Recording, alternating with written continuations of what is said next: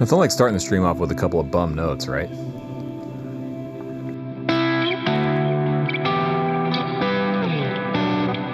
What's going on, everyone? So I got a PRS Silver Sky. We're going to talk about it tonight.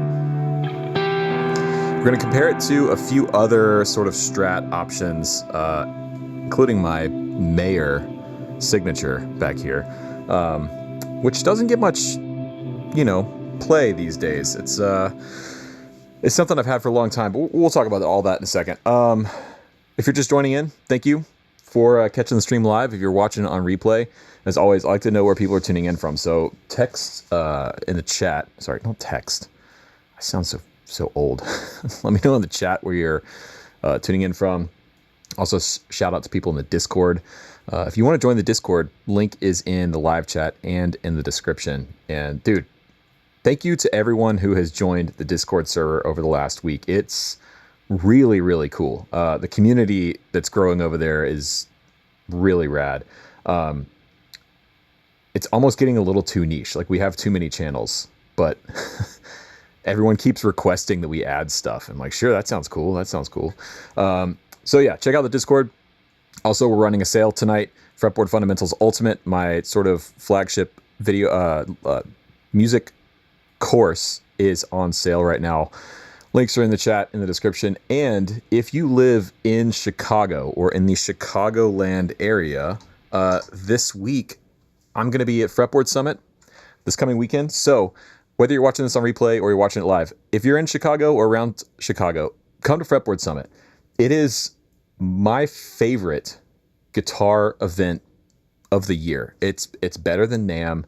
It's better than Summer NAMM ever was in Nashville. It truly is incredible. Last year was my first year going, and I swore after last year that I would never miss another Fretboard Summit as long as I could. And so I'm holding true to that promise so far. So this coming weekend, Chicago, I'll be there hanging out. I think we get in Wednesday. The lineup is incredible of the artists that are going to be playing there. And it's not confirmed yet, but I'm probably going to be doing some kind of event at Fretboard Summit with my friend Chris from Driftwood Guitars. Well, Chris and Matt from Driftwood Guitars. If you don't know Driftwood Guitars, check them out on YouTube. Incredible luthiers. I've known Chris Alvarado since I was like 18, I think. Chris and I have been working, Chris, Matt, and I have all been working on a project in secret for the last 6 months. It's the dumbest thing / coolest thing I can think of. I'm not going to give too much away, other than if you come to Fretboard Summit, you're going to see us unveil what we've been working on. And there will be videos, so if you can't make it, there's going to be a video on the Driftwood channel, and I think two videos here on this channel coming up. But yeah, if you guys remember a couple of years ago when I bought that Takamine lawsuit era Martin clone from the 80s, that $300 Takamine acoustic, it involves that. And that's all I'm going to say. So come to Fretboard Summit this coming weekend, Chicago. It's at the Old Town School of Folk Music. I think there's still tickets available, last I checked. So, Albus, what's up, man? David SJ in the chat. I'm going to preemptively say you had a PRS in music school, so saying you just got a PRS is inaccurate. You're not wrong there. This is technically the second PRS that I've had. I did get this from Sweetwater. So after this stream is not sponsored by Sweetwater or anything. So after the stream last week where we were looking at the American, the Lux American Lux Vintage. The naming scheme. Jesus. Okay. I was in the Discord with a few people, and we were talking about this guitar, which, if you missed the stream last week, this is the new Fender American Lux Vintage. Really cool Strat. We'll compare them here in a second. But I was talking to the people in the Discord, and when we were talking about that guitar last week, I kept saying that I thought this guitar was Fender going after the market share that they've lost to PRS and the Silver Sky. And let's be honest, there is no question that Fender has lost maybe even a significant portion of the market share to PRS because of this guitar. It's been out for 6 years now, 7 years now. Chat, when did the Silver Sky come out? 2018 or 2019? And originally, that's what I thought. Fender was going after this. But a lot of people were saying, no, it's actually going after the Sir Classic S. So I was talking to some people in the Discord, and I got an idea for a video that I'm going to be working on over the next couple of weeks, where I've got the Fender, I've got the Silver Sky, and then I'm going to reach out to Sir and try and get my hands on a Classic S. And the idea behind the video is who's making the best Strat today in terms of mass-produced, sort of modern Stratocaster. Not the most vintage correct, not the most boutique or the most expensive, but like American-made, sort of straight down the road, triple single coil. Who's making the best Strat? It's an interesting question because I think the Strat design is probably the most popular electric guitar design out there. I mean, I've said it before, but if you just like grabbed a normal person, some normie off the street, and asked them to like draw an electric guitar without knowing it, most people are probably going to be drawing like a Strat, right? This is sort of like synonymous, or I guess the Fender rather. The Fender shape is synonymous with like, you know, electric guitar. So it's a worthy question. Who's building the best Strat today? Is it Fender? Is it PRS? Or is it one of the more, I guess, up-and-coming brands like Sir? Now, Sir, for a long time, obviously has been more of a boutique brand, but they're sold in Sweetwater now. And my argument is you can't be boutique and sold in Sweetwater. You know what I mean? I don't know if you disagree. You can let me know in the chat. But if Rhett manages to not spoil the Takamine thing, I'll be surprised. I can't wait. I can't wait for you guys to see what we did to that guitar. So anyways, part of that, let me turn all this reverb and shit off. Part of that is getting my hands on a Silver Sky. So I've never owned a Silver Sky, and truth be told, I've never actually spent a lot of time with one. I've always just sort of played them in stores or at NAMM, just kind of in passing. You know, you pick it up and you play a couple of Guitar Center licks or whatever and put it down.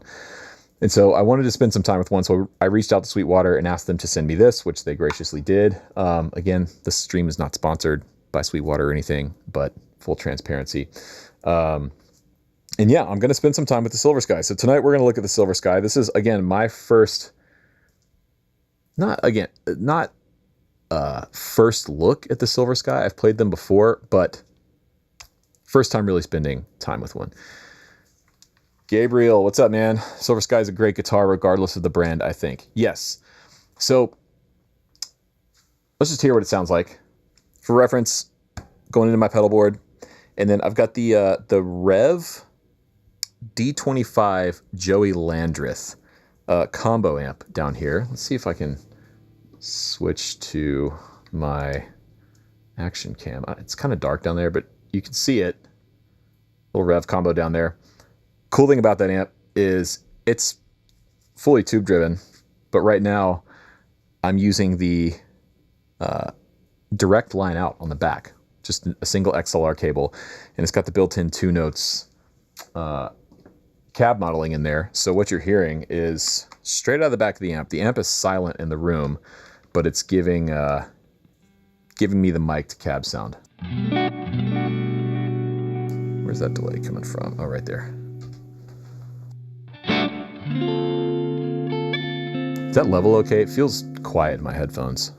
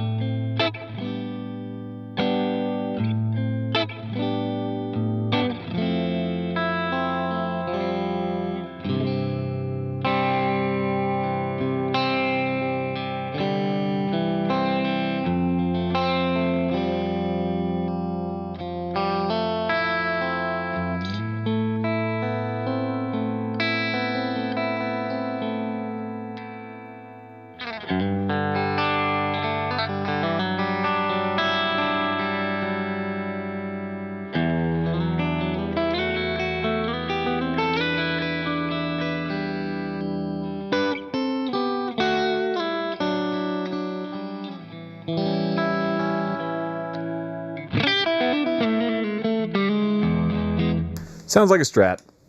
Let's be honest, it's a Strat. I got in this fight with Zach on Dipped, was it last week? Where he was very adamant that this is not a Stratocaster, this is a Silver Sky, and it is its own thing. And I was very adamant that that is not correct, that this is basically a Strat. Looks like a Strat, plays like a Strat, sounds like a Strat. It's a Strat. Okay, so I guess the level's fine. Can come up, it's perfect, can come down. So, okay. I'll push it up just a little bit here. So that's the, oh wait, no, that's my mic, sorry. Here's a little bit more amp. Yeah, that feels better, right? So overall, first impressions, this literally showed up this afternoon. So I've spent maybe an hour or so playing it.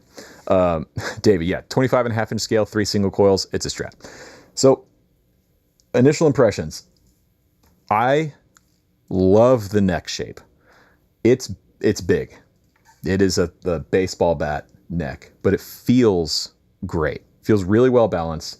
The 7.25-inch radius is a thing to get used to, especially after coming from the American Lux or the Fender or my Shabbat, which is back there too, which maybe we should compare that too. But it is it's a different feel, man. It's a different thing. That rounder fingerboard takes some getting used to.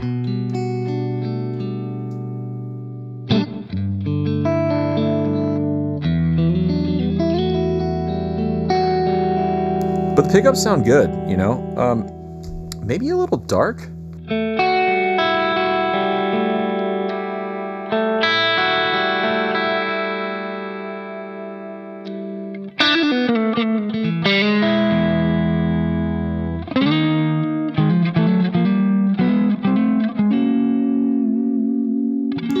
And the bridge is slammed. So this is, you know, obviously factory setup. It just came out of the box. Oh, I've already put the first scratch on it. Whoops. Actually,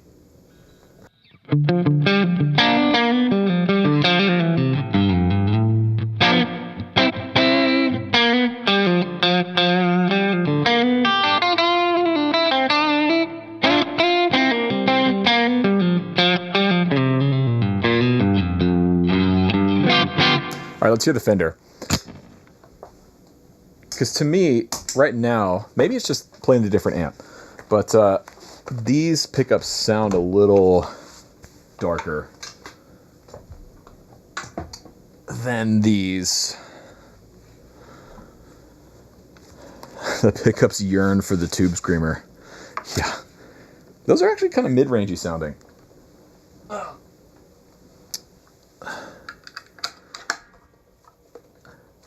See if this is still in tune from last week. 1, 2. Yeah, close enough.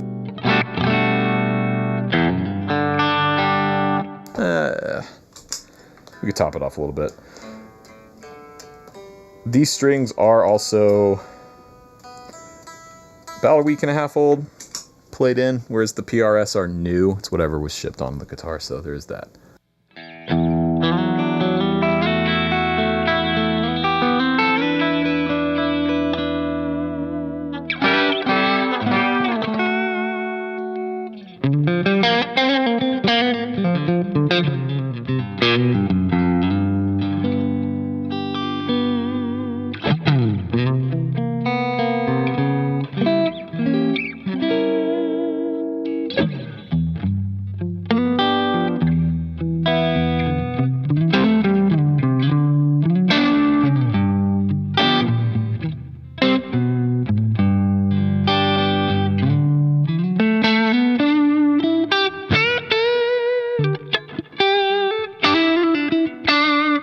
Yeah, the neck is completely different on this thing, dude. It's night and day.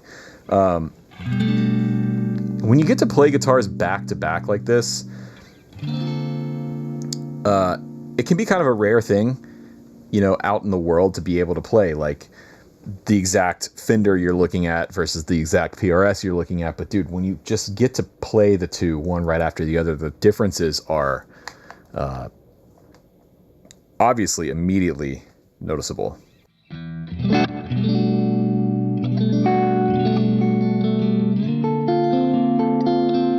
I like these pickups better. These are a little brighter, a little glassier. Somebody was asking about the pickup height comparison. I mean, I don't know. I don't have my the tool that you need to measure the two. But overall, right out of the box, I like these better. A little more articulate sounding.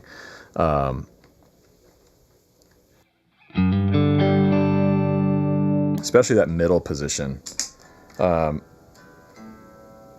Also, it is unbelievably humid in Georgia today, so these guitars are fighting for their life. I will say, I was a little concerned about the PRS for the first hour or two of playing it, because it would not stay in tune.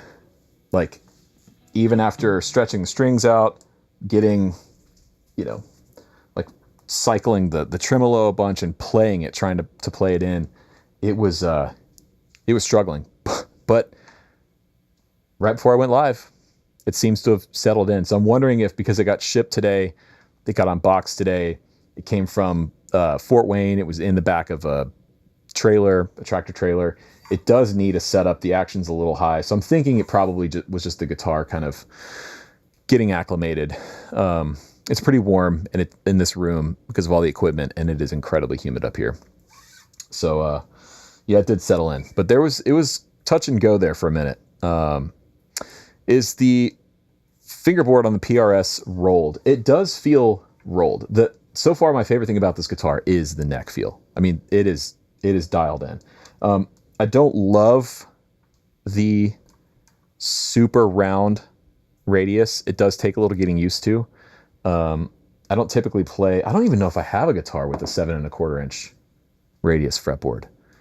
It's that was always an interesting choice to me. Why PRS and Mayer decided to go that route. The super. I mean, I understand they were going after a sort of vintage correct kind of thing, but it's not unplayable. When the guitar is set up well, it's perfectly playable.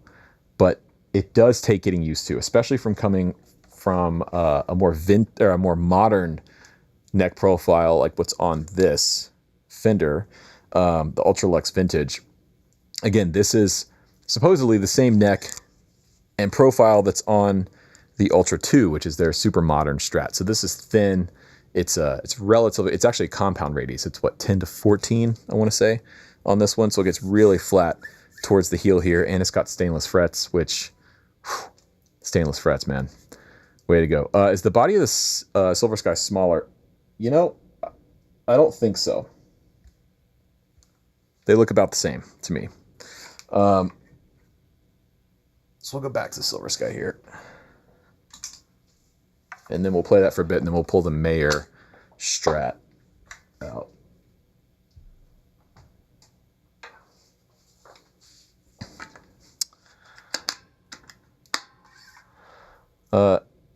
SE radius is 8.5.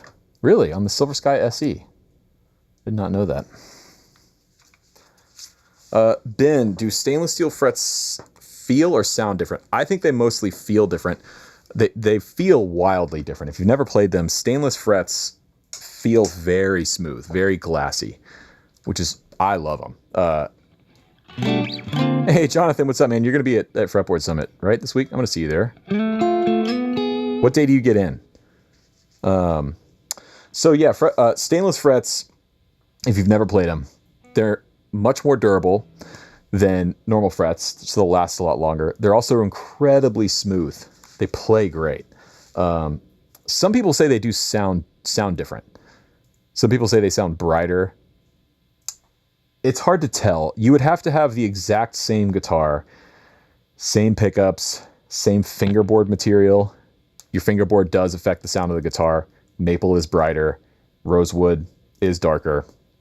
It just is. I made a video on that a year and a half ago, which if you haven't seen that, you should check it out. It was a lot of fun. But yeah, you'd have to have the exact same guitars, one with stainless frets, one with normal, I guess, steel frets. But they're generally more expensive because I think they are harder to install. They're harder to level and crown and get settled in because it's a harder metal. So part of what makes it superior, because I think it is a superior fret material, makes it more expensive to deal with. So when you do have to have a refret done, if you are going to go stainless, it's going to cost you more money. So, but it'll last you longer, you know? So it's a trade-off. Yeah, these pickups I think are a little darker.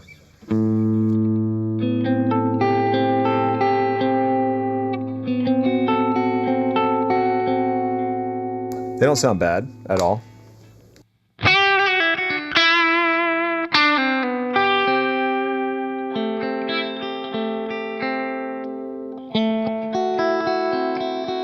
And we do have the JHS. We got the 424 gain stage here. So this is in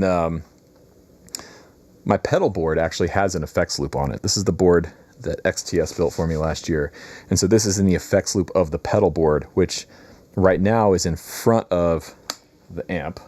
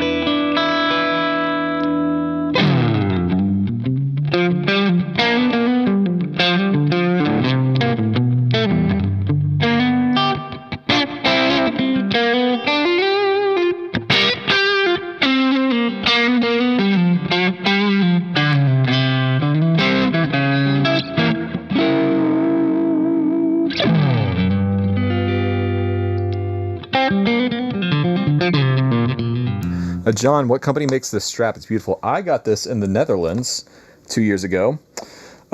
This was made by a Dutch artist, and I don't remember the name, but I can show you the logo. Because I get asked this all the time, and I need to look it up because it's probably my favorite strap. But that's what the logo looks like. Yeah, really, really cool strap. I got another one from them too that's over, it's on my Les Paul right now. But it's like seatbelt material with this really cool pattern on it. I love this strap. So,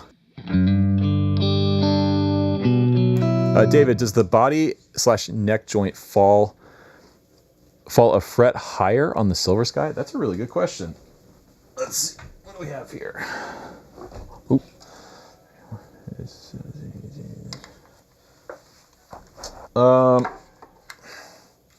Yeah. I think it does. 15, 16, 17, 18, 19, 13, 14, 15, 17. Oh yeah, like a full fret and a half. I'm looking at this upper bout here, where the upper bout... Dude, I've never noticed that before. Huh. Well, I'll be dipped. Can you believe that? I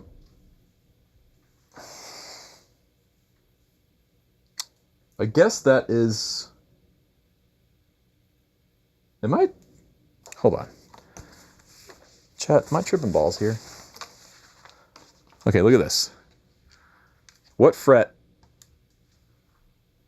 does the body... Now, I was looking here. I was counting to this point here. Right? Have y'all noticed this before? I've never noticed this. Okay? that's where the PRS joins. And for reference, the 12th fret is right here because you can't, the birds are weird. I don't love the birds, sorry. That's the 12th fret. All right, everybody count. Good. Now, Fender, Strat. Again, we're looking right here. And I hope I don't need to point out the 12th fret for you guys on this one. Am I tripping? I think I'm tripping. Tripping balls. I'm not tripping. Who the hell knows, man? David, you're blowing my mind, man.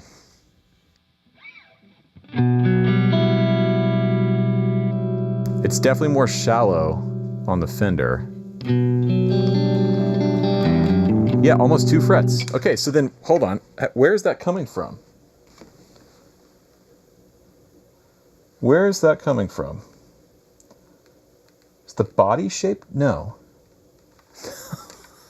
I can't. Dude. Okay. Is it that the neck joint sits higher up? Like the neck is shifted here, but then that would mean that the bridge would also have to shift up because it's still...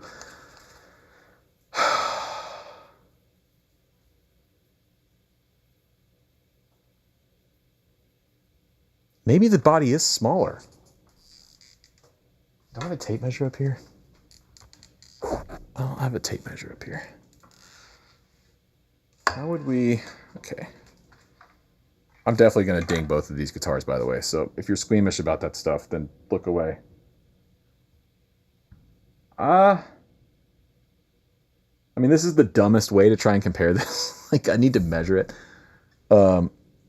Surely this has got to be out there on the internet, though, right?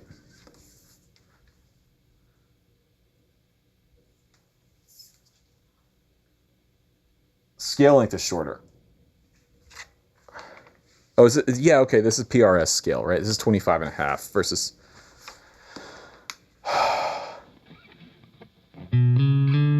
David's got me freaking out over here, man.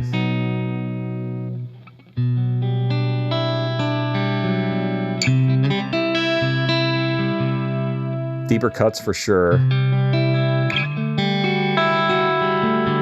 Yeah, I mean, obviously they did tweak the body shape a little bit, like in the lower cut. And the contours, the body contours don't feel that different. I mean, a little bit up here on the upper bout, but yeah. Got to get Paul on the horn.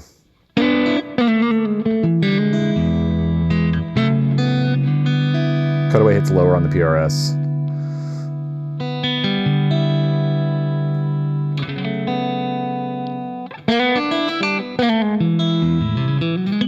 You know, I was talking to Zach the other day about the PRS thing, and I do think the scale length for me is kind of a weird, like the 25.5 inch scale is, I don't know. It is a completely different feel.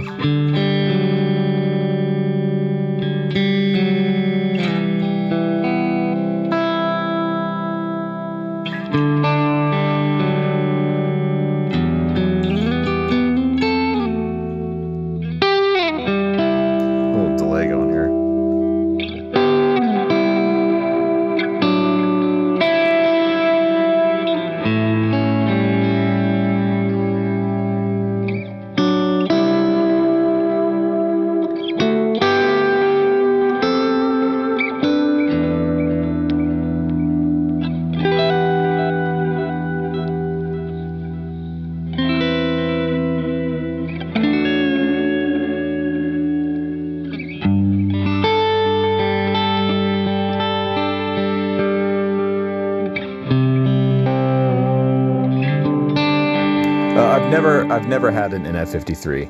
I just played one at Sweetwater when they first came out.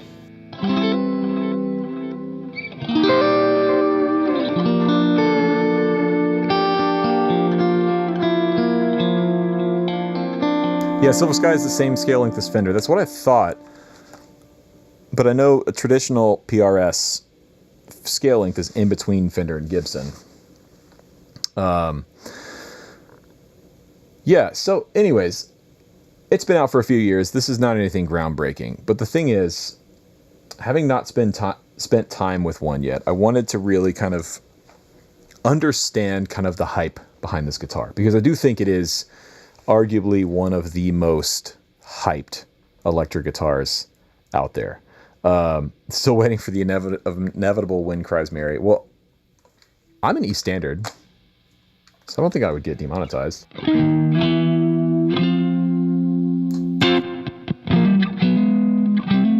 That sounds good.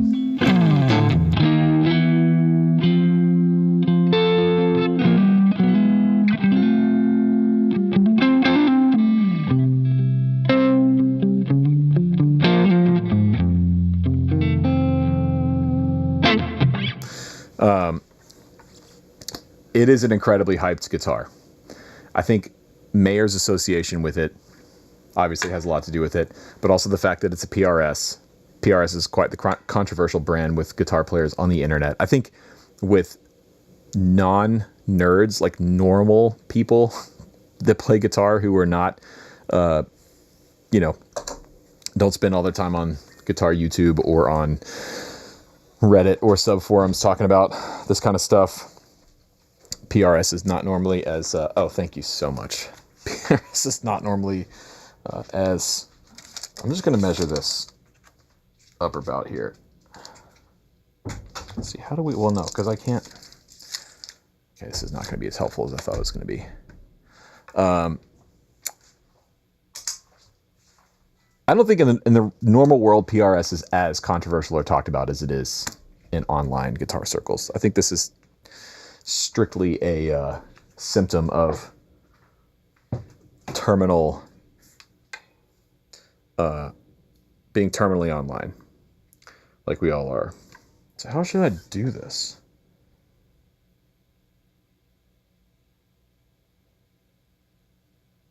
I'm just trying to figure out what's different. Why is the...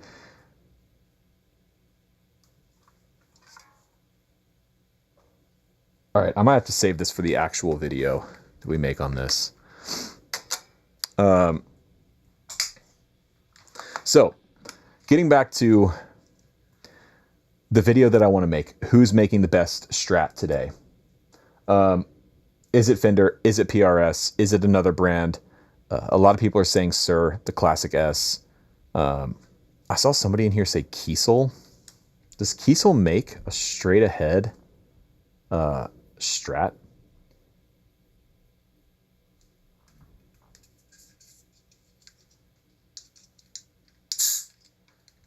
What other brands out there?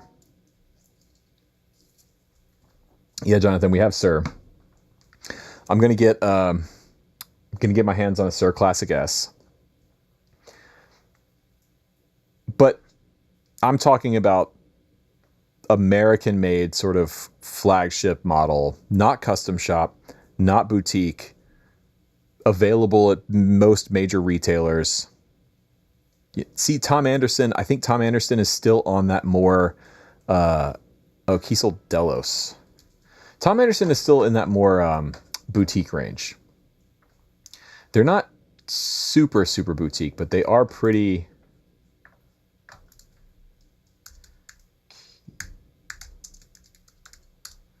They're pretty boutique compared to Fender and PRS.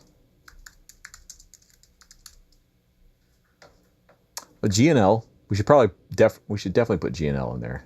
G&L, man, I feel bad that they don't ever get the they just don't get the recognition. Yeah, Kiesel Delos. Let's see here. What are we looking at? Yeah, here we go. 1649, starting at 1649. Available in 6 and 7 strings. Upgrading standard features using the advancements in the custom shop. The Delos manages a balance between modernization and traditionalism. Deep tummy cut, sloped neck heel, sands and neck plate, and pronounced top contour fuse contemporary improvements with an iconic design. Man. Website copy. Okay, yeah, I see what they're doing there. That's pretty modern. Pretty modern looking. Um,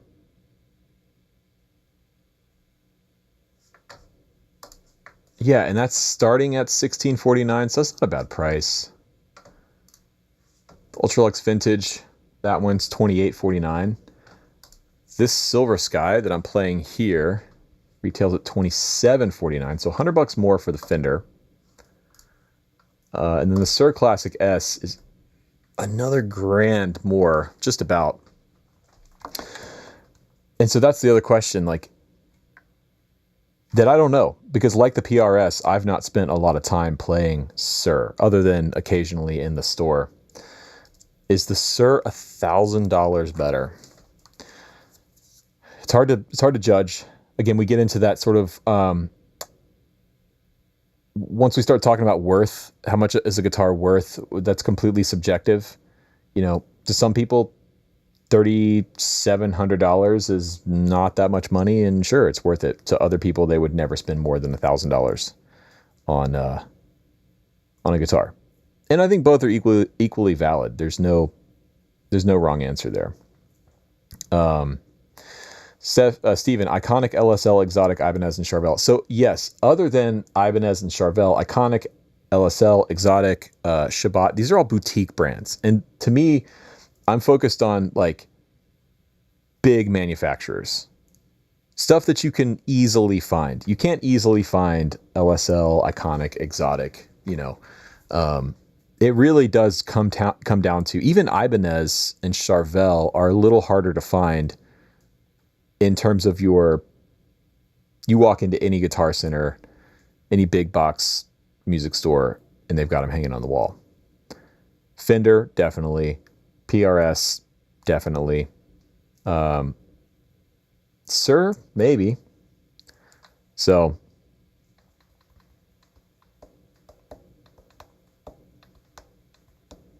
yes, you can acquire a Sir guitar via Sweetwater. However, there is still a long wait to receive one once ordered as Sir builds them to order. This is from your sales rep. And I have heard that. I've heard that once Sir got picked up by Sweetwater, that the demand for them kind of blew up. You know, which is cool. Music Man, you fool. I mean, yeah, what is let's look at Music Man. What do they got?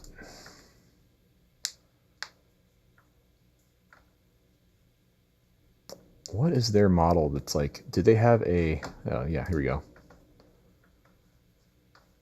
See, but this is,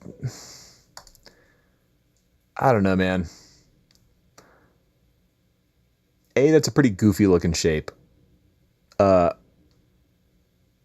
Yes, it's a Strat in layout and pickup configuration and kind of bridge, I guess. Yeah, it's a Strat bridge with sort of the cover on it, the ashtray cover. But whew, that is an ugly guitar.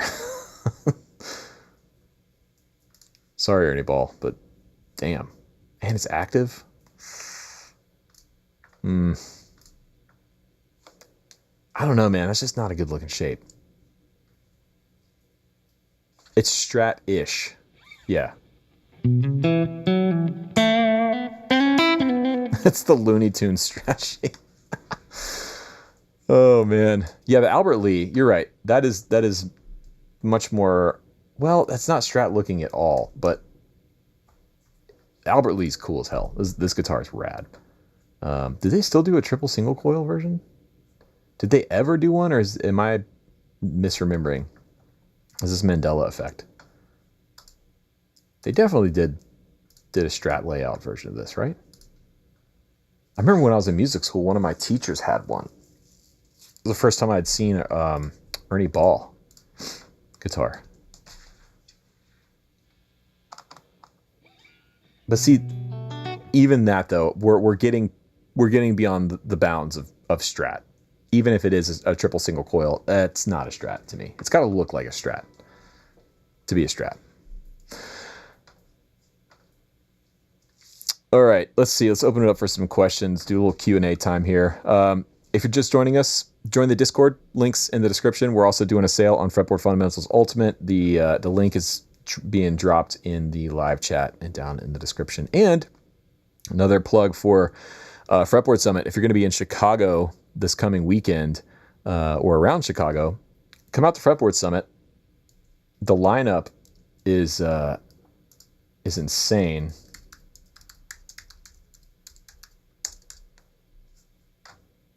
Actually, I haven't even looked at the schedule yet. Lau Lovett, Cesar Rosas, Dave Hill, Charlie Hunter. Dude, Charlie Hunter and Ella Feingold are going to be there playing together. I can't tell you how excited. I can't tell you how excited I am. Hey, Jonathan Stout. There he is. Is Jonathan still in the chat here? Jonathan, where are you at? If y'all don't know Jonathan's playing and his channel, go check him out. If he's still in the chat here, Jonathan, drop a link to your channel really quick. It'll be cool. Be cool to see there. Yeah, there he is.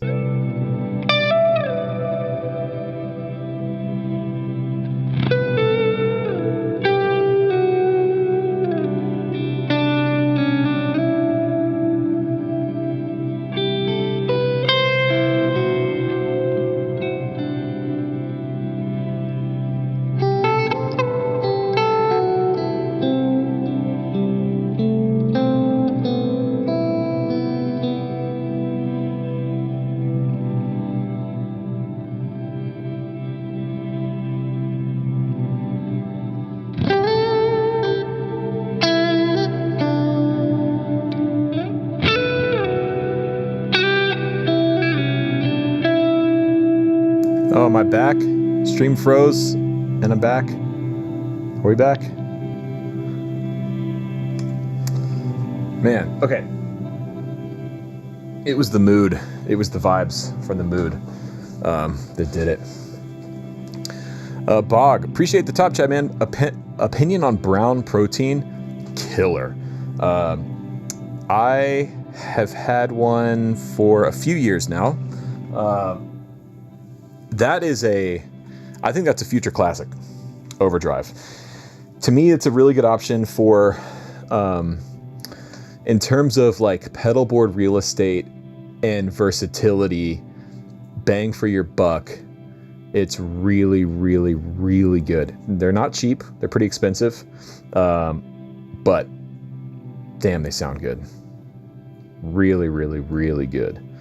So, kick on the 424 here. Go back to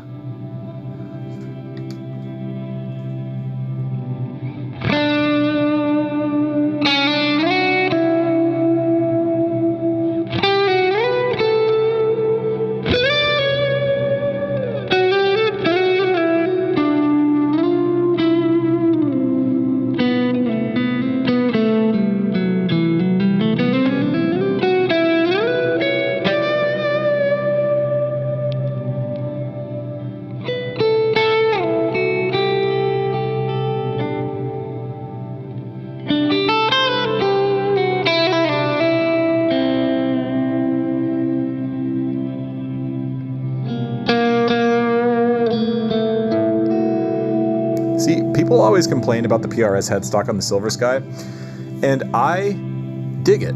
I think it complements the Strat body shape, or modified Strat body shape, as we've discovered in this stream.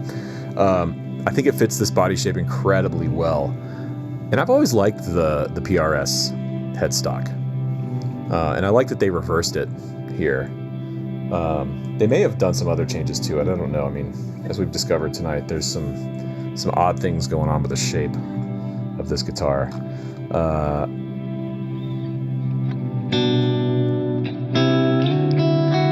Let's put that delay going again here.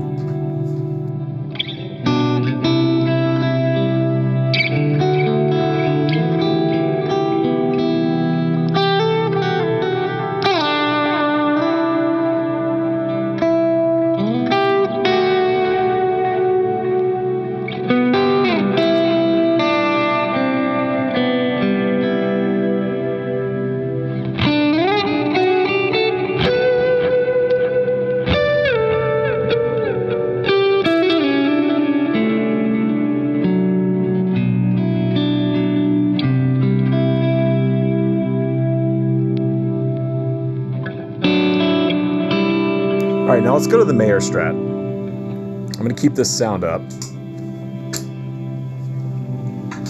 So when the Silver Sky first came out, I made a video comparing one to this. So this is my John Mayer Fender Black 1 Special Edition Strat. So I bought this in 2012. I got it used from a guy in Texas because I needed a Strat, and I paid like $1,200 for it. Got a great deal. I did list it for sale a couple of weeks ago at an insanely high price. I don't really want to sell it, but I just figured like, hey, if there's some collector out there that wants to pay me a obscene amount of money for it, I'd let it go. But yeah, it's got the Big Dipper pickups, and it came with that special edition case. It's on the floor behind me with all the patches and everything. But I made a video comparing it when it first came out, and I thought they were pretty similar at the time, but now,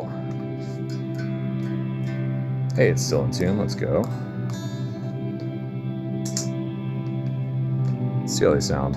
Nothing has changed setup-wise, by the way, down here.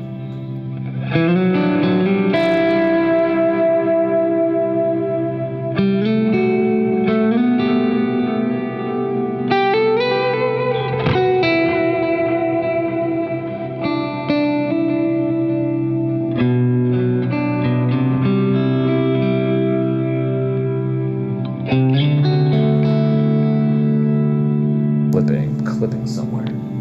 Let's try that.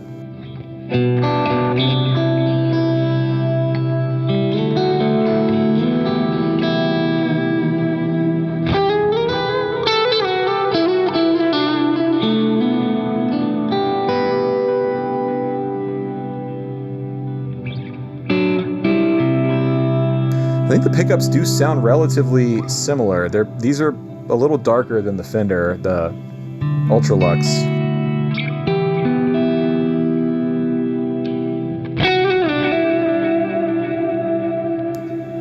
All right, let's get out of ambient tone here. Go with something a little more normal sounding.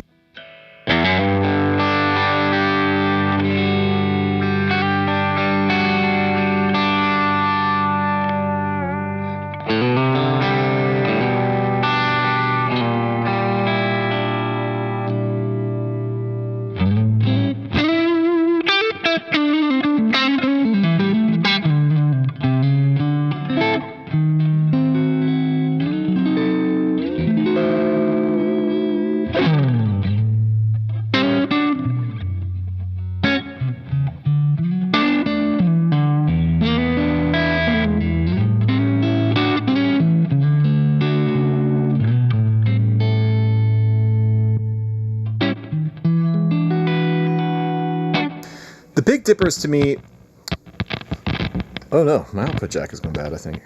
Come on now. Is that my output jack or is it the cable? Might be the jack.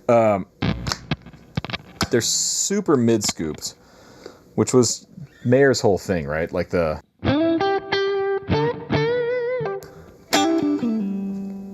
Oh yeah, my output jack needs to be replaced. I can feel it. You know how you feel the cable like moving around inside the jack? Bummer. Oh yeah, and it's dark. It's super dark now.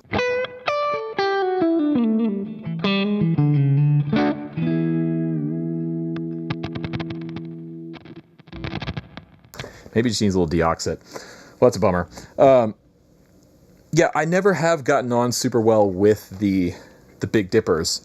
I love the way this guitar plays, and I think this is arguably one of the best looking Strats they've ever made. The black with the mint guard and the gold hardware. It's beautiful. And then this one has the perloid tuning machines, like the knobs on it, which on Mayer's guitar, I believe the story was that those came off of one of Stevie Ray Vaughan's Strats. But anyways, it's a beautiful looking Strat, but I always felt bad. Like I never liked these pickups very much, but I didn't want to modify this guitar because it's collectible and a lot of people really like it. And I feel like if I was going to change it at all, it might hurt the value. So unfortunately, I kind of just let it sit. I don't really play it much anymore because I found the Strat that I love the most, which is that Shabbat back there. which I'll grab.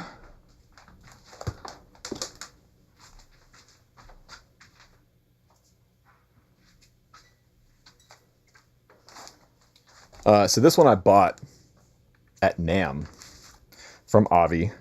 So Shabbat Lynx maple fretboard, swamp ash body. It's super lightweight. This guitar is like 6 pounds something. And that's what originally turned me onto it when I picked it up at the booth. It's so light, and rings. So this is a maple fretboard. Obviously it's not a fair comparison to the other guitars that we're playing so far, but this Strat kills, man. Oh.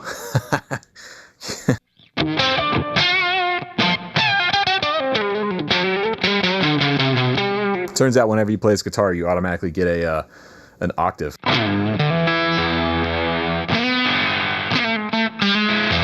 Jordan, what's up, man? Welcome to the stream.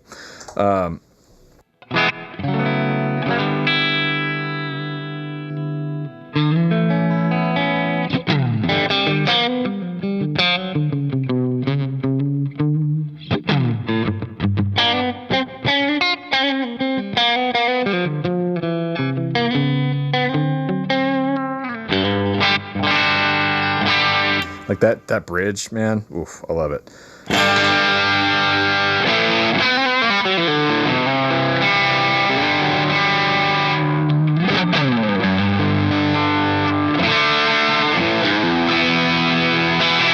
So this is still my favorite Strat. And someone was asking a second ago, do I consider myself a Strat guy? I mean, not necessarily. It's not my first, like, guitar shape to gravitate, or guitar style to gravitate towards, but this one, I used to just not like Strats at all, but this one changed my mind. So yeah, let's hear how that sounds actually compared to the Silver Sky. Also, people, I think I did a video on this a couple years ago, but my thing with Strats is arguably one of the best sounds of any Strat style guitar is just the middle pickup by itself. And I feel like most players out there don't do that. They either, the middle pickup is always just in service of the 2 and 4 position, the quacky Strat thing, which is fine. But like, dude, the middle by itself is rad.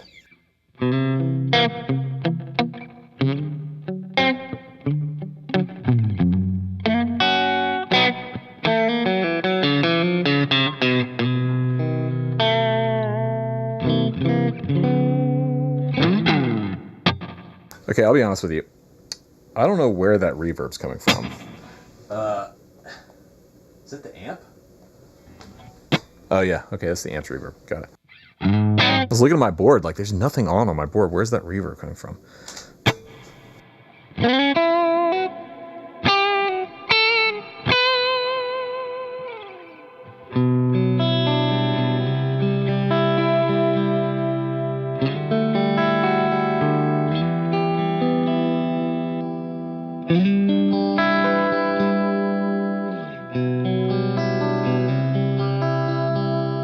Sounds so good.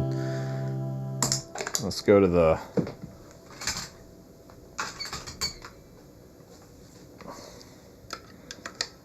see, what was that? Second position.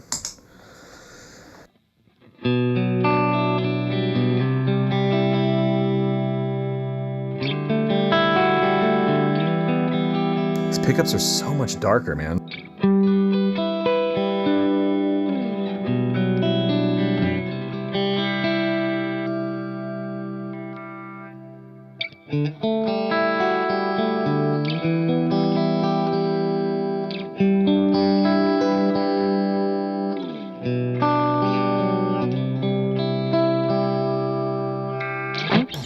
Yeah, I don't love the pickups. I don't love them. They're just they're a little too dark for me. Even compared to the Big Dippers and the Mayer Fender, these just aren't it. What am I playing? Model or amp? This is an amp. This is the let's see, the Rev D25 Joey Landreth combo down there in the corner. And I'm using the direct out right now. So it's an all tube amp, but it has a 2 notes cabinet system in it. And so I've just got an XLR plugged into the back. And yeah, the cab is silent right now. And I'm going into a mic pre, and I'm going into a distressor. So it's not completely unaffected. It does have a little sauce on it. But that amp sounds really good. It's got an effects loop. It's got you can run it at 25 watts or 5 watts. It's got a preamp boost, built-in reverb. The reverb's okay. As you can tell, I had to turn it off a second ago. It was kind of bumming me out. But otherwise, the amp sounds incredible. And being able to go direct with it like I am right now and record at home, like I'm on the full 25 watts. The master volume's all the way up. If I had the cabinet going, it'd be painfully loud in here. But kick on the 424.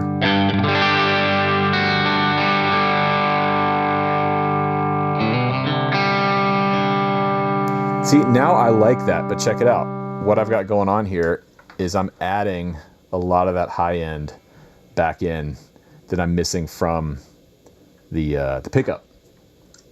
I like that.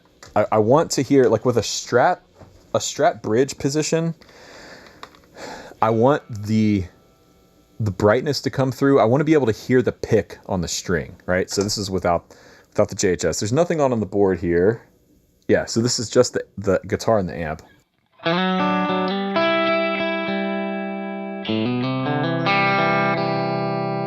Okay, but this I like better.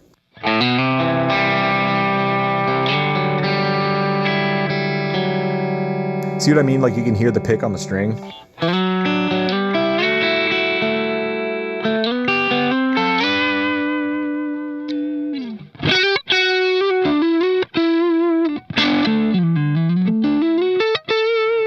Especially on the neck pickup.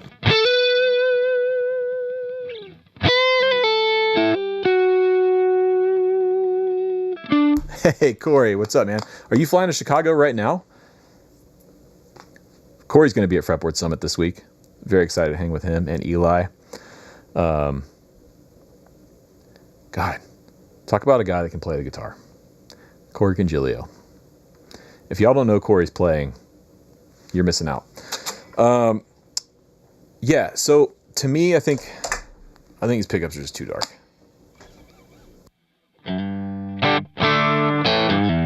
Same strings as Shabbat. No, I've got 9s on the Shabbat. And those Shabbat strings are actually pretty old. Like, need to be replaced. Old. Let's go back to the Fender, though.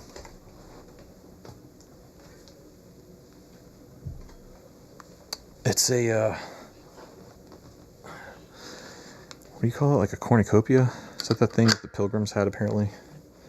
Cornucopia of Strats. What do we got here?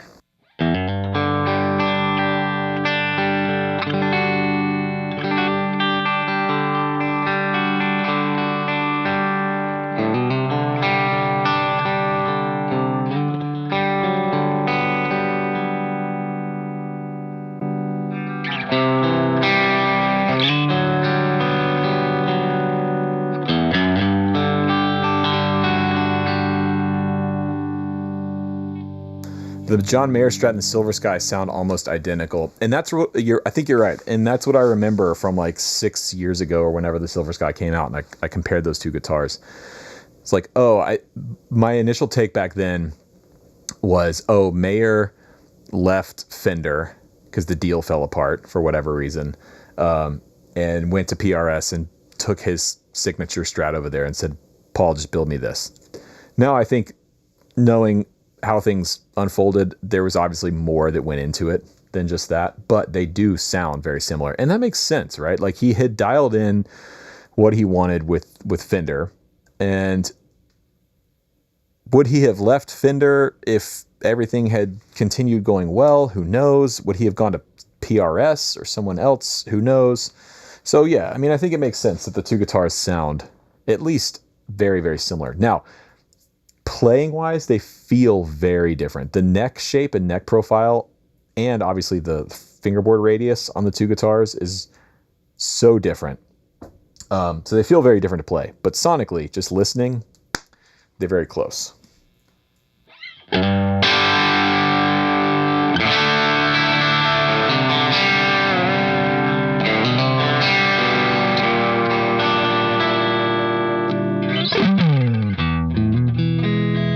I know you haven't sold it yet. Yeah, no one's going to buy it at the price I've listed it at. It was just there's a couple of them listed right now on Reverb, the John Mayer Strat, that are listed considerably higher than what I listed mine at. And I dropped the price a little bit. No one's going to buy it at that price, and that's fine. I don't really want to sell it. It was, like I said, just to see if some rich collector somewhere would pay me what I wanted for it. This guitar was always going to be my wait for the right vintage guitar to come along. It's like kind of a keep it in the bank sort of guitar. So yeah, I'm gonna hold on to it though. It's a great guitar. I just feel like to make it where I would want to play it more, I would need to replace all the electronics, which I could do. I could just take, I could just put a different pickguard on it. Just build out a separate pickguard, keep the original pickguard complete. Because again, at this point, this is basically a collector's item. And I'm not a collector. Like, I don't care about that stuff. And I have played it. I've taken it on tour. It's got some road wear. It's got some love. It is not a museum piece by any stretch of the imagination, but it's been played. You know, it's a guitar. It's supposed to be played. So yeah, I mean, these pickups, these Big Dipper pickups go for an insane amount of money. A friend of mine told me he was looking at them and they were like $1,500 a set or something like that, which is just insane to me. Like, they're really mid-scooped, relatively low output single coils. They're not that special sounding. And as we've heard, they sound pretty similar to what's in the Silver Sky. So if you're a huge John Mayer fan and you got to have the Mayer sound, I mean, obviously the answer now is just go Silver Sky. But yeah, I don't know. Maybe we should do that. Just build out a separate pickguard for this guitar and drop it in.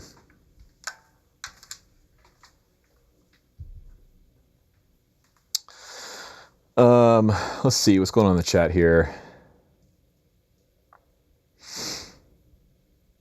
A little off topic. Yes, I am turning off my mic. I've got a little mute switch on the floor so that you don't hear the... Because if I do that, if I keep the mic on, even when I'm playing, you can still hear the strings.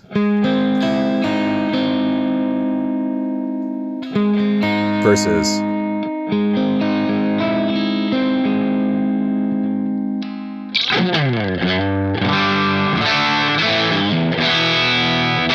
Dude, this guitar sounds good, man.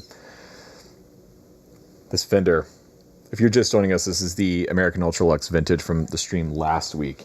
And basically what we've been talking about is after last week's stream, where I was playing this guitar, I mentioned how I thought this was Fender going after PRS and the Silver Sky. And a lot of people disagree with me. People are saying, no, they're going after Sir and the Classic S. And so I reached out to Sweetwater and asked them to send me a Silver Sky, and eventually I'm going to try and track down a Sir Classic S and essentially try and figure out who is building the best Strat today. That's not what we're talking about today in the stream. It's more so just looking at the Silver Sky for the first time. But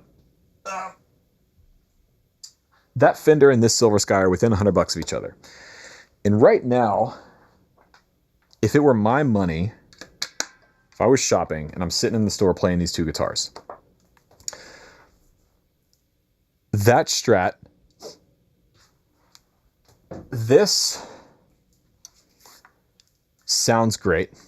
I love the look. I love the finish. Aesthetically, it's dialed in. I like the tremolo system on this one better, the 2-point tremolo, and this one's also floating, which I've actually come to like a lot more now. I used to deck all of my Strat tremolos. The neck is pretty thin for my taste on this one. It is that like modern neck. But aside from that, it's stainless steel frets, it's compound radius, it's incredibly easy to play. and it looks great. It's a really, really great guitar. It's expensive, like we talked about last week. I think that's in large part due to the tariffs. I think had this guitar come out 2 years ago, this guitar would have cost somewhere in like the $2,200 range, but it's $2,849, I think, now. So, Silver Sky, I love the way the neck feels. The neck shape is amazing. A couple of other details. I really like the bridge system, the way they've designed the bridge. Like, this has the total PRS treatment. Every little detail has been worked out and designed and refined and all that kind of stuff. And it's great. I don't like the sound. I don't like the pickups. So, you know, it's a toss-up. If I were looking to spend the money, I probably would do what I did and like bought the Shabbat, because I paid about the same money for that as what these are. But assuming that's not an option right now, having only spent a day with this guitar, I'd probably go with the Fender. I don't love the S1 switch in here, but you don't have to use it. It's fine. It's whatever. I could swap the pickups out of this pretty easily, but then I'm spending another couple $100 on a guitar that's already costing me close to $3,000 after taxes. So,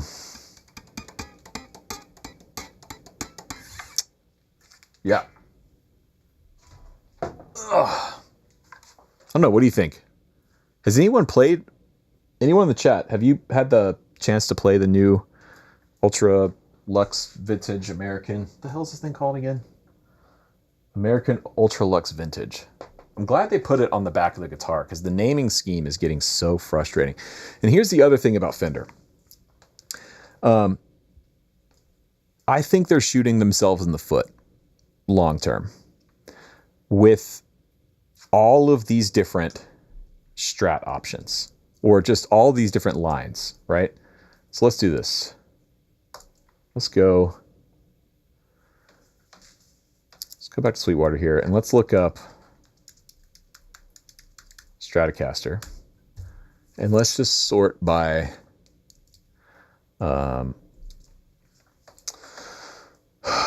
Fender, and let's see, is there a way to sort by made in America? Okay, here's my point. What series do we want? So we want the Artist Signature, the American Professional 2, the Player 2, the American Vintage 2, the American Ultra 2, the Player 2 Modified, the Vintera 2, the American Performer, the Fender Standard, the Fender 70th Anniversary, the American Ultra, the American Ultra Luxe, the American Ultra Luxe Vintage, or the Fender Player. Let's go by price point. Let's look at $2,000 to $3,000. So that, I'm assuming this will be mostly the American guitars, right? What do we have here? We have American Vintage 2, American Artist Signature, American Ultra 2, American Professional 2, American Ultra, American Ultra Luxe, American Ultra Luxe Vintage. 7 lines. And I think there's another one coming out soon. I think. I don't know what it is. I haven't heard anything about it. I've just heard rumors that they're dropping another line of Strat Telly. So I understand, I think, what they're trying to do here, which is like they want to try and meet someone at every possible price point. But it's just too much. It's just too much to try and keep track of, right? Whereas if you go to, let's close Fretboard Summit here. Go to Sir Guitars.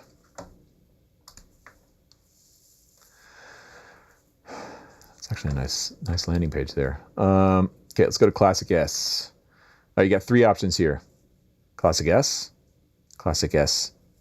Antique, or Classic S Palawino. What is that? How do you say that? What is this? Okay, so that's a limited edition. All right, so we'll skip over that. So you basically got two options here. You got the Classic S or the Antique. And this is pick your color, pick your fingerboard, pick your pickup layout. Simple. You want a Sir? It's great. You got a couple options. Let's look at the Classic S Antique. Same thing, color, fingerboard, pickup. Right? PRS, it's basically just pick your color, right? I mean, you can get with the SE, the Silver Sky SE, but if we're just looking at American made, just try and keep everything simple. Let's go. Core, is it on the core? Oh, wait. Oh, there's the Abercrombie burst.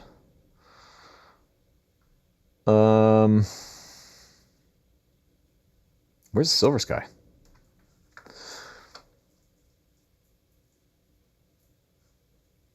Bolt on, duh. I can't see the chat right now. I'm sure people are blowing me up in the chat. Here you go. Bam. Maple, regular. And it's pick your color. So, yeah, man. Fender to me, and I think by proxy Gibson, are both doing the same thing. Two sides of the same coin. It's like, this is just too much. It's just too much. Now, I think I know why they're doing it. Because Fender has a really big dealer network. And if you're a guitar store that sells Fender, you're required to buy a certain amount of stock in Fender each year. And so they know whenever they drop a new line, they're going to sell whatever it is, call it 20,000 Strats. I'm making that number up. Don't quote me on that. But I'm just saying, like, they know, hey, we're going to drop this line and we're going to sell 10 or 20,000 to our dealers. We're going to sell a bunch to Sweetwater. We're going to sell a bunch to Tomon, and, you know, all the big retailers around the world are going to get a big injection of cash. They'll get all of us influencers talking about it. There'll be a big hype around it. And then they do that 2 or 3 times a year, and it just keeps the hype train going, right? So I think in the short term, it's working for them. I think they're trying to keep that like post-COVID sort of thing happening. But the flip side of it is that you end up with this thing where there's like 7 or 8 different lines, and then within each line, there's a bunch of different options. And then as a buyer, you're like, oh, I want to buy a new Strat, but well, what the hell do I go for? Like, do I want the American Ultra Luxe or the Ultra Luxe Vintage or the Ultra 2 or the Performer, or do I want the, 70th anniversary? Like, it's just a lot, man. Maybe that's just me though. Okay, take a couple of questions here. We'll wrap it up. If you're just joining in, don't forget Fretboard Fundamentals. We're running a big sale on that right now. Link is in the chat in the description. And if you're in the Chicagoland area this week, come to Fretboard Summit. Come hang out. It's gonna be a good time. Oh, and join the Discord as well. It's been real fun over there.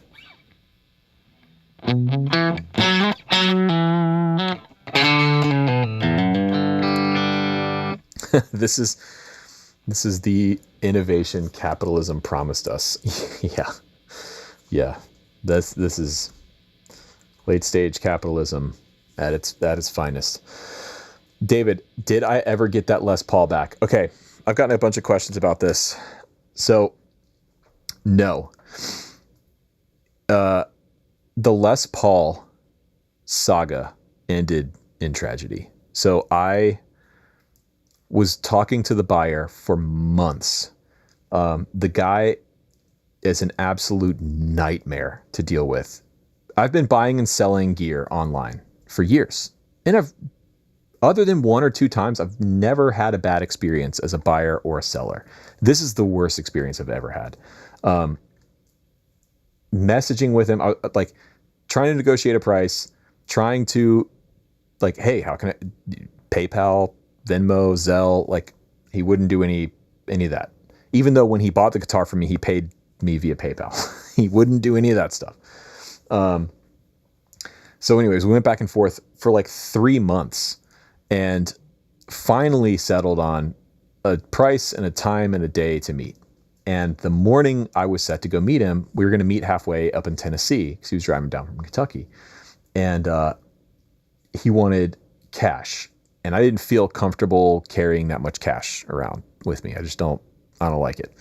So I was like, hey man, does a check work? And then it all just went downhill from there. At first he was like, no, cash only. And then, okay, yeah, a check will work. Okay, fine. So I get in the car and start driving. And then he texts me. He's like, but no business checks, no LLC checks. Well, that's all I have. Like, I only have the checks for my business account. And I was like, what? Why? And yeah, throughout the whole process, he kept telling me he was a prosecutor. And I don't know why. He was like, I've been a prosecutor for years. And he told me, he was like, I've had a hard time suing LLCs in the past. Okay, so you won't take a check that's... So anyways, it blew up. He freaked out, started calling me. It was gnarly, and then sent me an email the next day because obviously the deal fell apart. We didn't meet. And he sends me this like gnarly email the next day, basically like saying, oh, well, the price just went up $1,000 for wasting my time. And if you don't pay it, then I'm just going to put it on Reverb and sell it. And, you know, it's going to go to someone, whatever. And I was like, dude, go ahead. Sell the guitar. I don't care. Crazy person. Guy's a crazy person. He told me he's never even plugged the guitar in. He's owned it since 2017 and he's never plugged it in. Which, fine. But why would you buy a Les Paul if you're just going to sit and like strum it? I don't know. So I know where it is. I know who has it. He hasn't put it up on, he hasn't put it up for sale anywhere. I've got a little system set up that's looking for it. So I should get I should be alerted if the guitar ever does come up for sale. And I've got a plan in place on how to get it back. But no, the Les Paul, unfortunately, didn't work, which is my fault. Like I decided to put the first video out after I got the response from him because, again, like we've all bought and sold gear before. Like once I got the contact from the guy and he's like, yeah, make me an offer. It's like, okay, cool. Great. This will take a week. I'll have the guitar back in like a week, maybe 2 weeks. And that was in January. So, yeah, dude, guy's the worst. I don't think he's a scalper, Mike. I think he's just a nut job. He's a blues lawyer. He's a lawyer that gave Rhett the blues. He's a blues lawyer. Indeed. So it's a bummer. I went to my local music shop though last week, Atlanta Discount Music, and hanging on the wall there was the identical guitar. This one was a 99, and for a second I thought it was mine. I looked at it and was like, no way it's here. But it's not. It's a 99, but otherwise, I mean, even the figuring on the top looked pretty similar, and I thought about it. I was like, I could get this one, but it's, I don't know. I want the one, you know? Well, but my uncle owes you an apology, I guess. Yeah.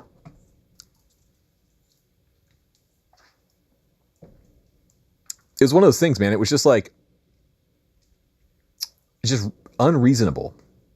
Like I gave so many options of like, hey, I can pay you on PayPal. I can do Venmo. I can do Zelle. I can do like trying to make it as easy as possible and not try and drive 3 hours with thousands of dollars of cash on me at one time. Like I just don't feel comfortable doing that. Meeting someone I've never met in an area that I've never been to before by myself. Like, sorry.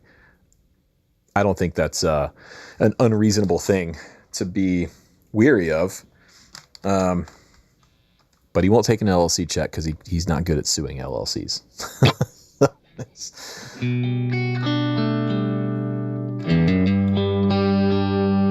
Why did I sell that Les Paul? To buy my Novo, my pink Sparkle Novo back there, which was the best guitar I've ever purchased. So it was definitely worth it, but I do miss that guitar a little bit. It sucks, but it happens. At the end of the day, it's just a guitar, you know? But yeah, dude, I don't do Craigslist. I don't do Facebook Marketplace. For years, I hate doing that stuff. I hate haggling back and forth and then like meeting someone in a parking lot somewhere and trying to, dude, it's the worst. I just hate it. Yeah. So anyways, the guitar's in Kentucky. And like I said, I've got a little system built where if it comes up, I should know about it. Even at like a pawn shop or a local guitar shop, if it comes up, I should know about it. If it comes up on the internet, I should know about it.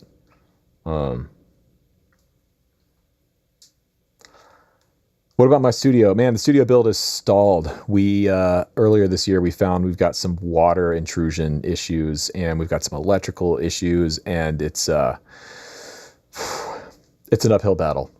It is an uphill battle. That's a part of the reason I decided to redo this room, was because I figured like, okay, I'm going to be up here for a while longer until we figure out what we're going to do downstairs. But, yeah, home ownership, man. That's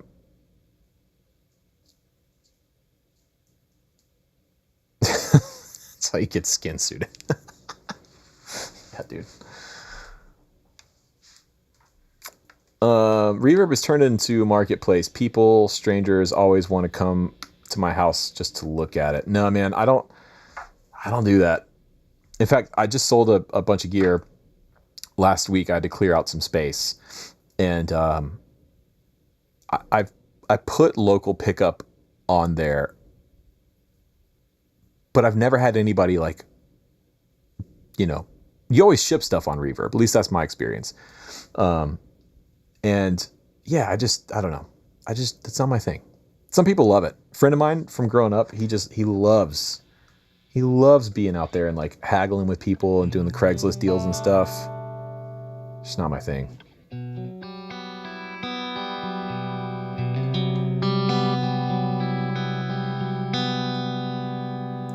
Texas Blues. Someone told me on Threads today that you don't want to be caught playing a PRS because your friends will laugh at you. No.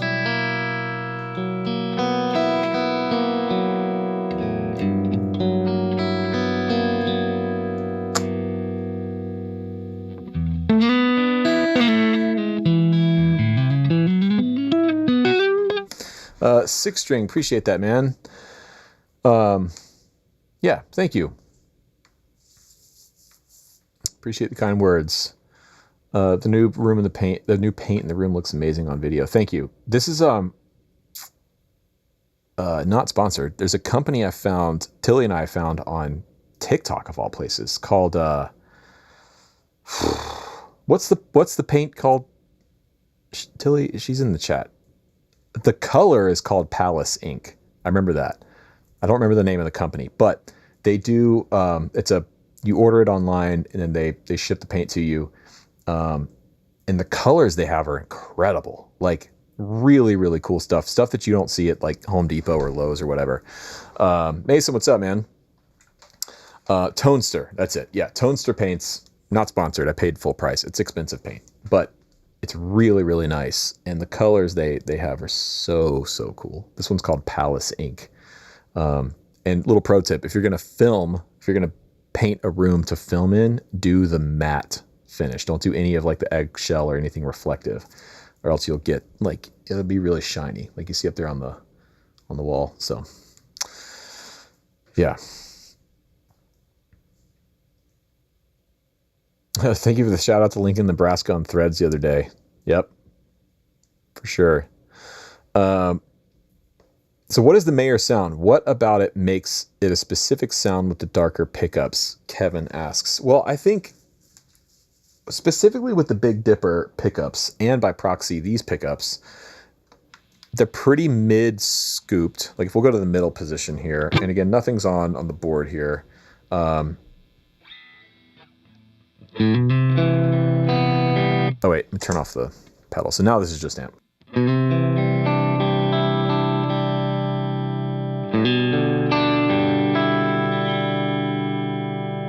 Although I say mid-scooped, and there's a fair amount of mid-range there. A lot of it's how I've got the amp set up. I've got the mids pushed on the amp a little bit, but overall they're a little darker. Like if I push the, like I've already got the treble pushed pretty high on the amp, so.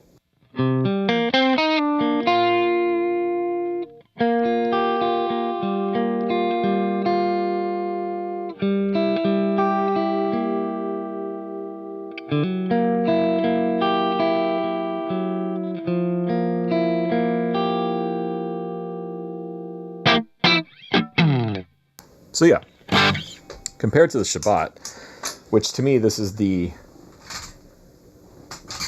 my ideal Strat. Now again, this is maple fretboard, so this is going to naturally be brighter because of the fretboard. And yes, it does make a difference. But these pickups, and I don't remember what pickups are in this guitar. I need to look at the build sheet that came with it, but.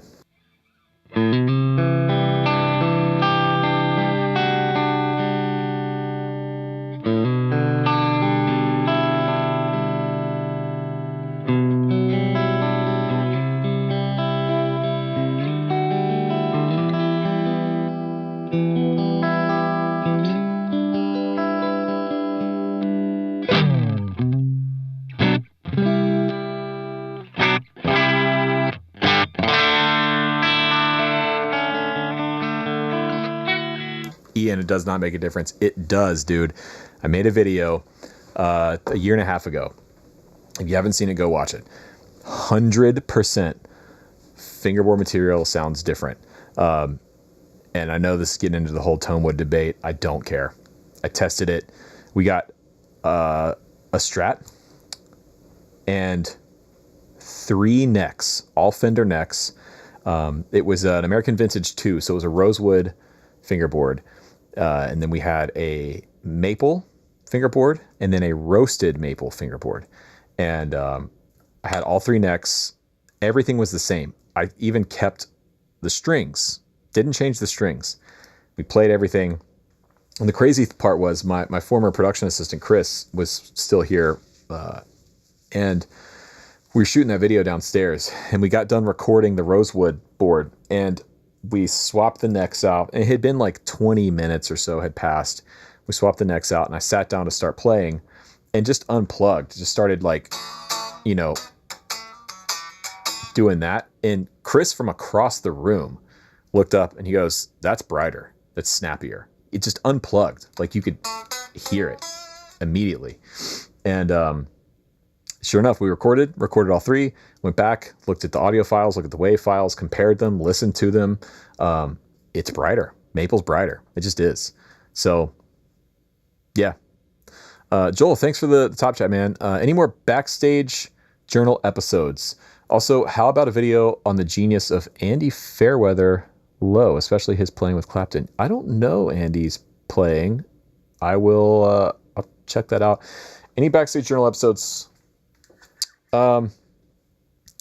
Yes. Next year. Yes. There will be stuff coming next year.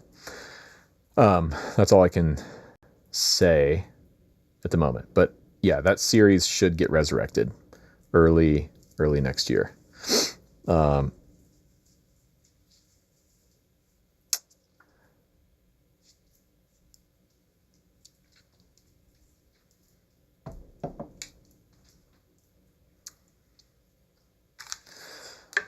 Texas Blues. Yeah, you're right. Nothing matters to the audience. You're totally right. But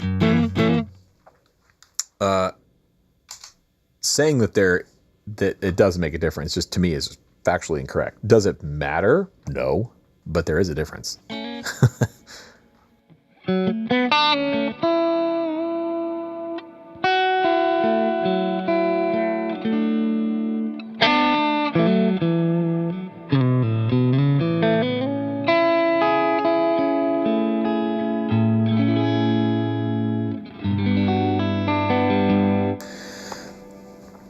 Were you looking for a Strat style guitar or just a PRS? Why not a PRS NF53 since you seem to like it so much in one of your past videos? I do really like the NF53, but I have more than enough guitars, and I didn't like the NF53 enough to justify buying one or having it around because the custom shop telly that I have that my friend Shay painted for me, like that's my ideal telly. And I also have a Novo Ceres T. So it's like I've got the telly thing covered. The reason I have the Strat is because I'm going to make a video with it.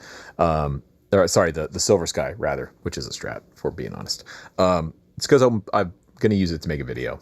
That's the sort of the inside baseball. When you make videos for a living, sometimes you got to get your hands on stuff to be able to make videos with, and that's what it is.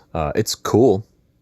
I like it, and I'm going to hold on to it because I think it's worth having around as like a,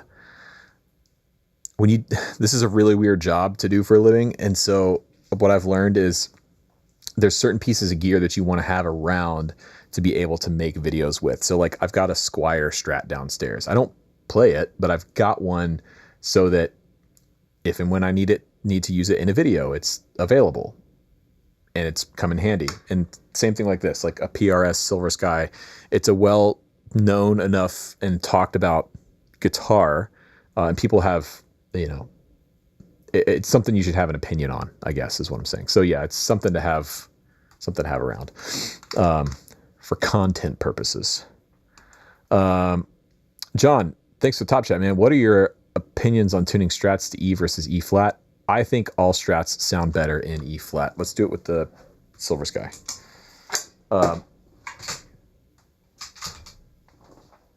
This will be easy because this tremolo is already decked. It's already slammed, so.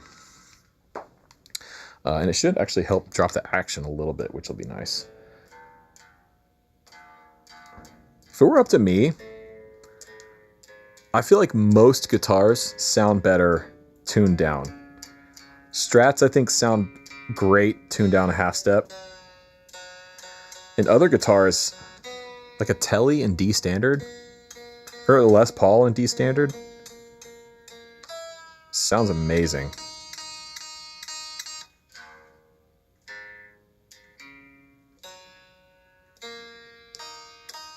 Okay, there we go.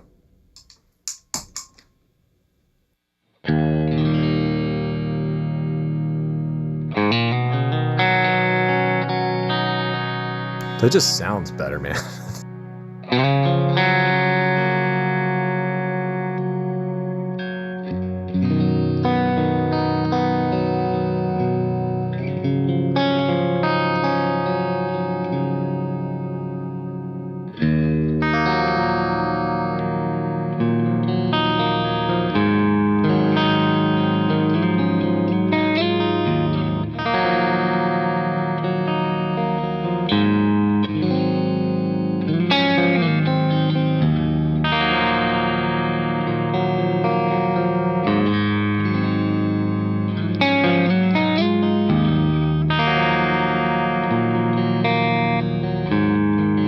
Where does it go from there? Is it, yeah.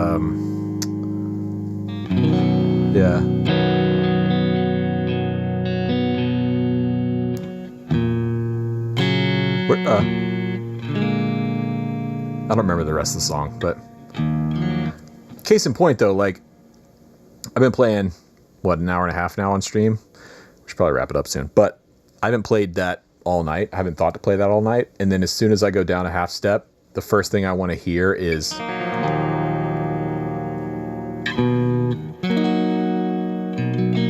yeah, you know what I mean?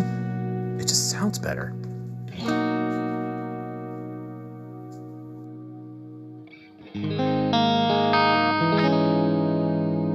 Definitely not B7. You're right, Ian. You're right.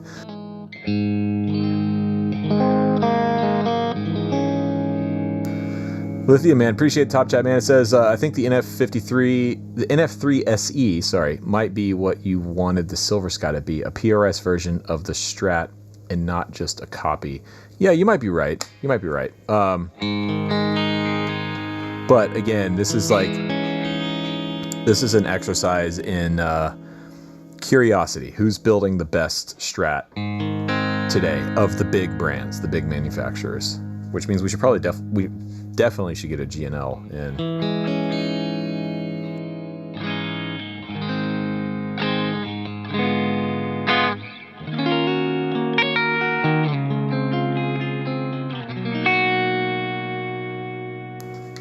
Well, tuning's a little out now.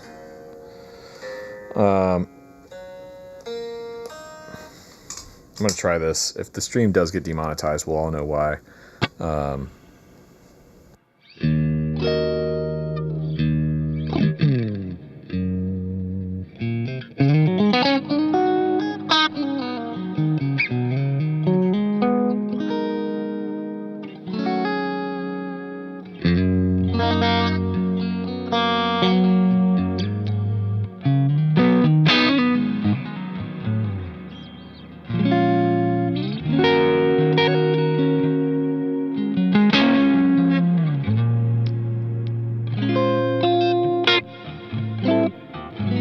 Like, see on that neck pickup, like right there, I want a little more, like, I want it a little brighter. But when I turn on the 424, the gain stage, now I get what I'm looking for.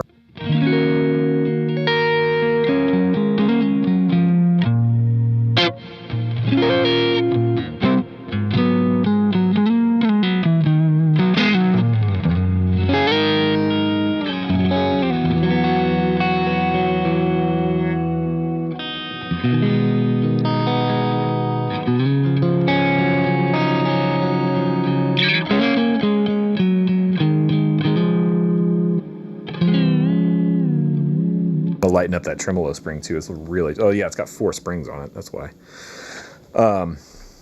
Yeah. Seth, appreciate the top chat, man. Any good budget tube amp recommendations? I have a 64 Skylark. Nice. And that thing is easily my best amp. I just want something to gig with. Yeah, it depends on where your budget's at.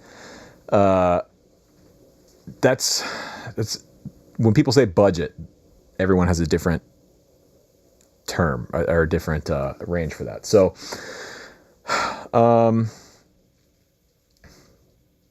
let's do a quick search.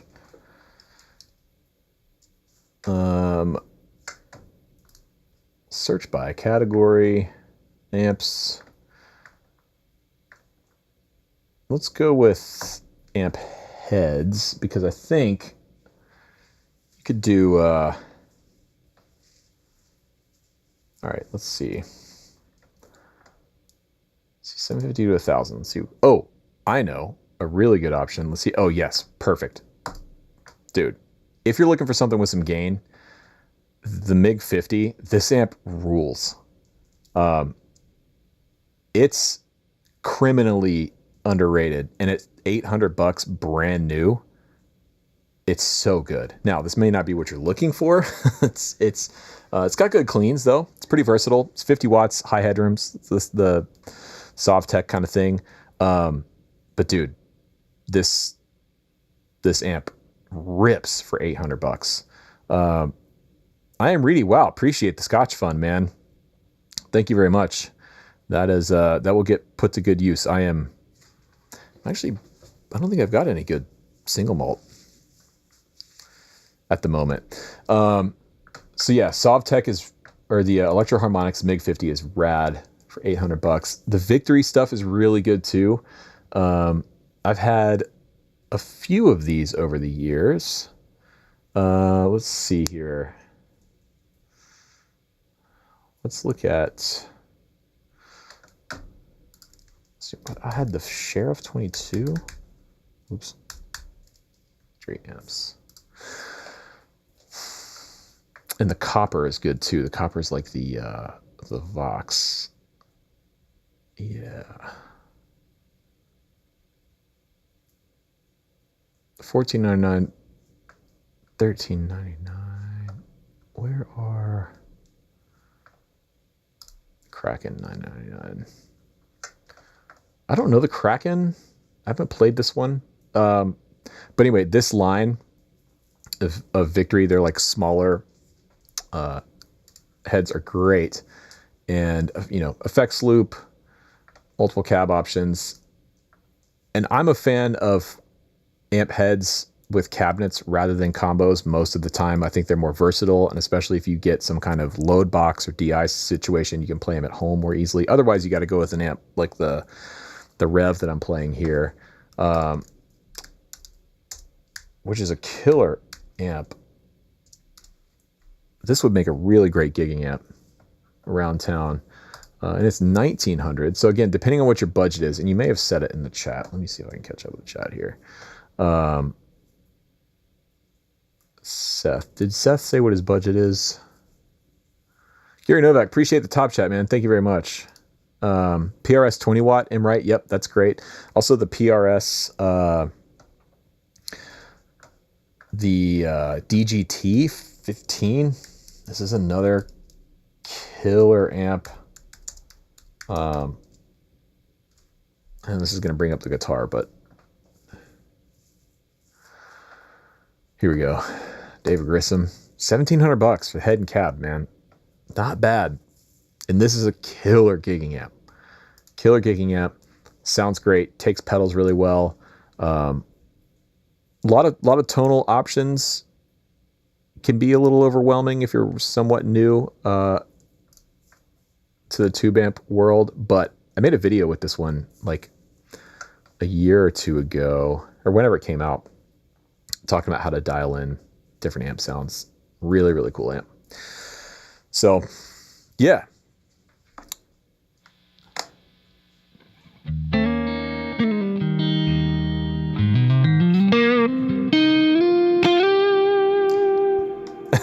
Texas Blues LA.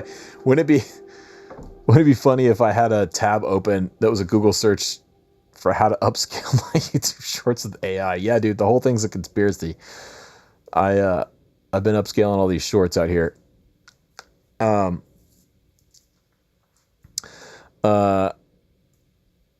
Alex, hey man, do you struggle getting inspired with non-Fender/Gibson brands? I find myself lacking the inspiration since every famous musician goes with Fender or Gibson. You mean like, do I feel uninspired if I'm playing a guitar that's not Fender or Gibson? Definitely not.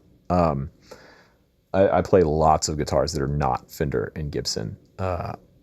So yeah, I don't know. I mean, that's not been my experience with it, but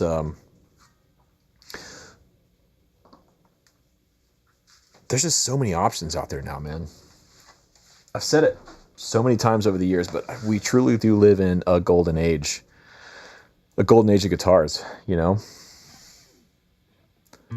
He said $500 budget. Is that what he said?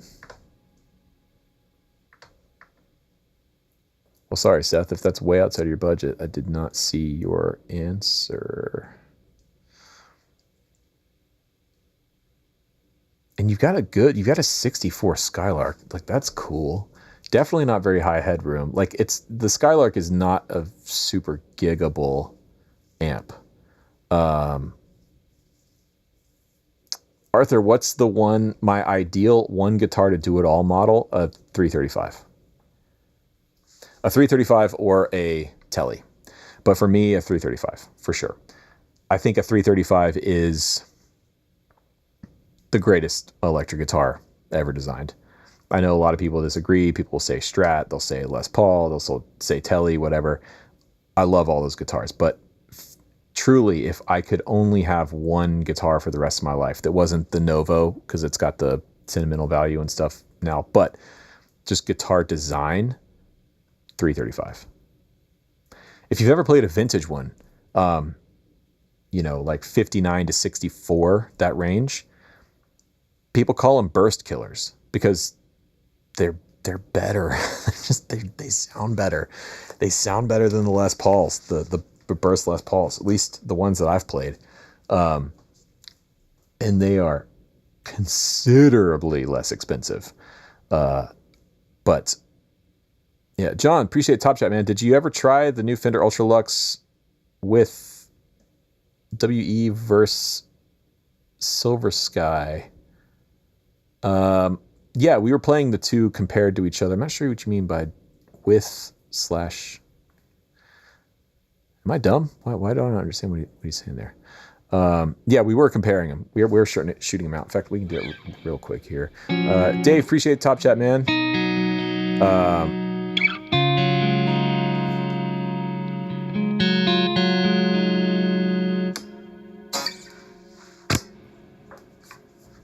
That long ass reverb on there.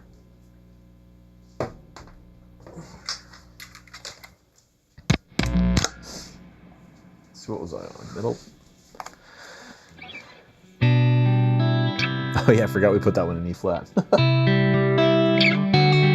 That's a good comparison though. Listen to the difference.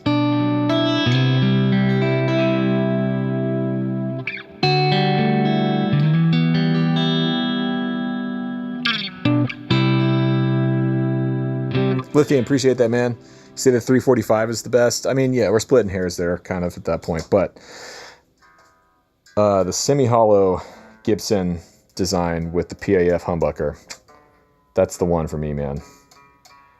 The one guitar to rule them all.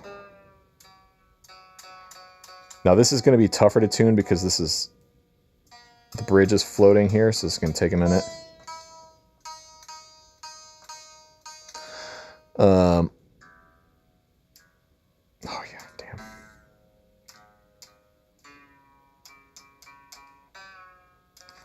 All right, I'm going to play this and then we'll wrap it up here. It's been a long stream tonight. Appreciate everyone hanging out. It's been a good time.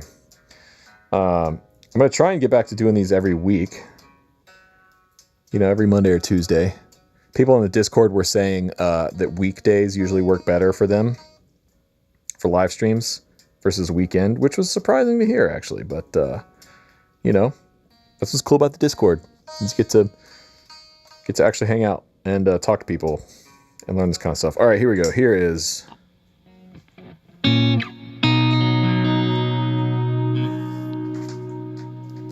Look, whenever if I ever run for office, my first act as president is going to be to mandate that all Strats live in E-flat tuning.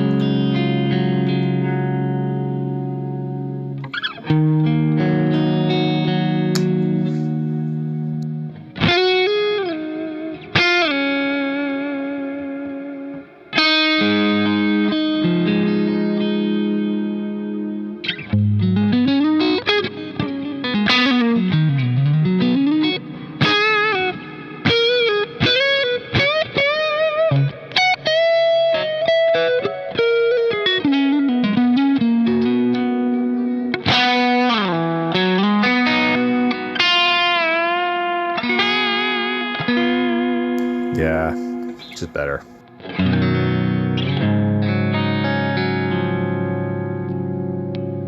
All right, everyone. Thanks for hanging out. I'm going to wrap it up. It's been a fun stream. I'll see y'all live here again next week. Don't forget, if you're in the Chicagoland area, come to Fretboard Summit this weekend. It's going to be a hell of a time. I'm going to be there hanging out. Corey, who was here earlier, Corey Congilio, he's going to be there. Jonathan Stout is going to be playing. Jonathan was here in the chat earlier, if he's still around. So yeah, Chicago this weekend. It's at the Old Town School of Folk Music, right near downtown Chicago. So y'all come say hello. Once again, join the Discord. We're having a lot of fun over there, and it's been great. Cool. Appreciate y'all hanging out. I'm gonna go eat some dinner, and we'll catch y'all on the next one. See y'all.